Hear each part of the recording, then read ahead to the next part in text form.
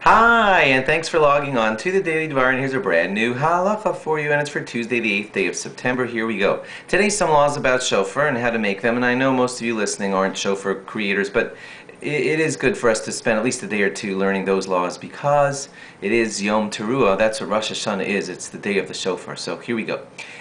Shofar, the word, if you didn't know this, good piece of trivia, the word actually means hollow, and therefore a shofar has to be made out of a kind of horn that's hollow on the inside. If you had a horn that was all solid on the inside and you drilled and drilled and drilled until you cleared out a hole, that would not be a kosher way of making a shofar. Actually, I got to tell you that there is a tiny bit of kind of like drilling done, but that's a little different.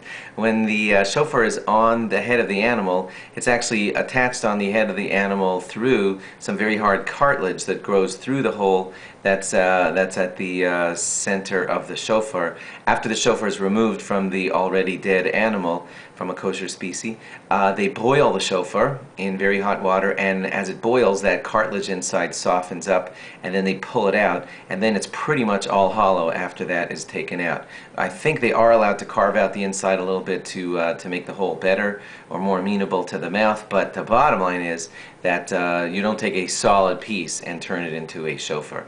You do remove that cartilage, and after it's out, it's mostly all hollowed out. That's your shofar. There are a couple animals out there, oxen and deer, that have a horn that the Torah calls keren, and those are not acceptable for a shofar. The best kind of animal is one that's from a ram, and that's because when Yitzchak was offered to be sacrificed by Abraham, at the suggestion of God. You know that God was testing Abraham, and then they didn't go through with it at God's command.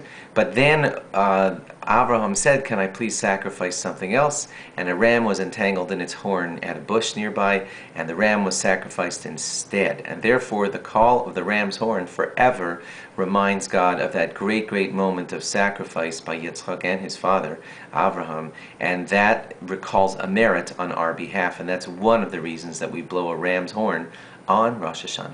Thanks for logging on. Log on again tomorrow for more. Bye-bye.